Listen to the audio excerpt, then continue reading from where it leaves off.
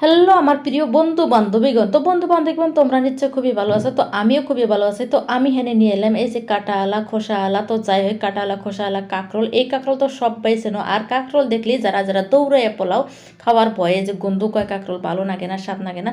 তো যাই হোক, তাগর জন্য আজকের রেসিপিটা কিন্তু খুবই সুন্দর, খুবই ভালো করে বানান খাওয়া হাপা। তো যাই হোক, আমি যেভাবে করে বানাইছি আর হেডি তোমার হাতে এই যে শেয়ার করলাম। তো ভিডিওটা খুবই ভালো লাগবো, পছন্দ হবো, তোমরা সম্পূর্ণ ভিডিওটা দিও।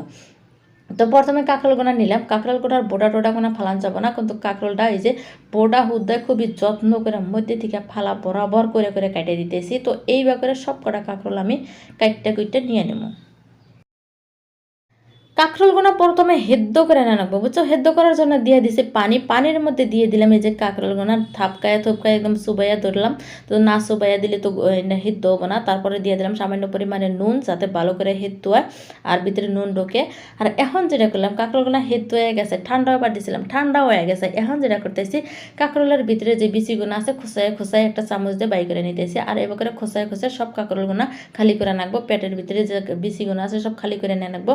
খালি করে নিয়ে তারপরে যে কাম সেই কাম করা লাগবো। তো এই যে দেখতে পারতেছো, একটা একটা করে আমি খালি করতেছি। তো যাই হোক, তোমরা এবার করে খোসায় খোসায় বিচিগুলো আগে বাই করে নিও আমার মতন করে। তো যাই হোক, এই যে বাইটাই করা হয়ে গেতেছে, সবগুলাই বাই করবো। এখন যেটা নিচ্ছি এটা হচ্ছে হিল পাটা। আর এই যে নিয়ে নিচ্ছি একটা আলু, ছোট সাইজের আলু, যখন পাতলা পাতলা করে কাইটে নিছি। আর এখন আলুগুনা এই যে গুতাগুতি করে নিতেছি, মানে থেতলায় থুতলাই নিতেছি। তো যাই হোক, আলু দিছি, আলু যাতে স্বাদ বাড়ে সেই জন্য দিয়ে দিলাম। তারপরে দিয়ে দিলাম রসুন। আর এখন যেটা দিলাম ওইটা যে কাঁকরোলের যে বিচিগুনা আসলো খোঁচা খোঁচা যে বাই করছিলাম, ওই বিচিগুনা এর মধ্যে দিয়ে দিলাম। দিয়ে এই যে এখন গোষ্টাগোষ্ঠী করতেছি।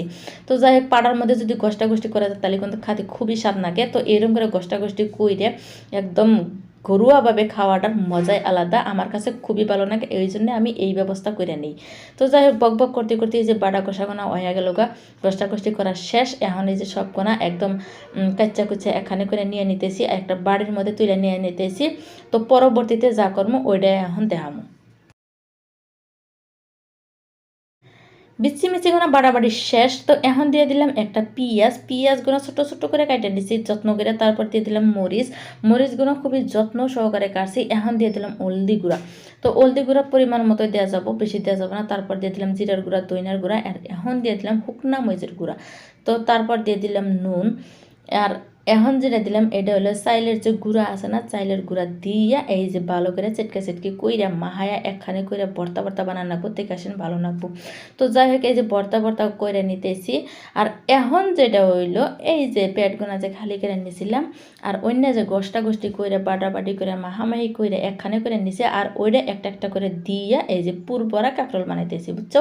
আর এই কাঁকরোল বাজিটা খাতে কিন্তু খুবই স্বাদ, খুবই ভালো লাগে, খুবই স্বাদ লাগে, খুবই টেস্ট লাগে। তোমরা অবশ্যই একদিন বানায় খাইয়া দেখো, তারপরে কইও। আর কাঁকরোল খাতেই খায়, সময় থাকতেই বানাইয়া খাইও, বুঝছো।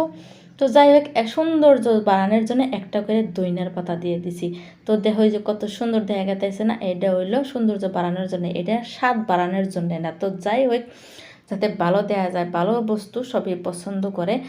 এখন এটা কি, তাও আমাদের একটা তেল দিয়ে দিছি, একটা তেল না কিছু তেল দিয়ে দিছি, বুঝছো। তেলের যে দাম কম কম করে দিয়ে দিছি। তো তেলটা দেওয়ার পর এখন যেটা দিয়ে দিলাম, একটা একটা করে কাঁকরোল ছেড়ে দিতেছি। তো কাঁকরোলের পরিমাণটা এই যে দেখতে দেখতে হয়েছে কিরকম হইতেছে। আর যদি বেশি চারটাই আসুকতাই দাও তাহলে কিন্তু পুইরা যাবো। তো বন্ধু বান্ধবী আরও একটা কথা কই, তোমরা কিপটা মেয়ে বাদ দিয়ে তোমার এই যে সুন্দর হাতের আঙ্গুল আছে না, একটা টুকুস করে সাবস্ক্রাইব করে দাও, ভিডিওটা ভালো লাগলে লাইক করে দাও।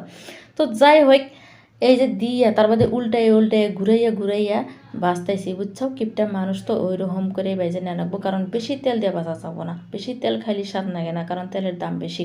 তো যাই হোক, এই যে উল্টাই উল্টাই খোসায় খোসায় একটা করে খোসা মারবো, একটা করে উল্টে যাবো। তো এইরকম করে খোসায় খোসায় যত্ন সহকারে উল্টাইয়া পুলটাইয়া এই যে চাকানাকা কইরে এটা বাজাবাজি হয়ে গেছে গা, সম্পূর্ণ হয়ে গেল।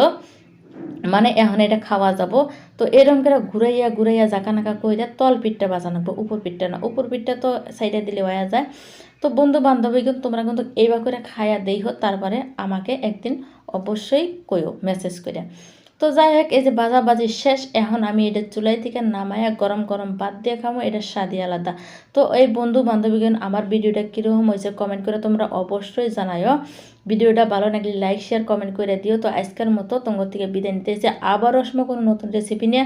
ততটা তোমরা সুস্থ থাকো, ভালো থাকো, আমার পাশে থাকো সবসময়।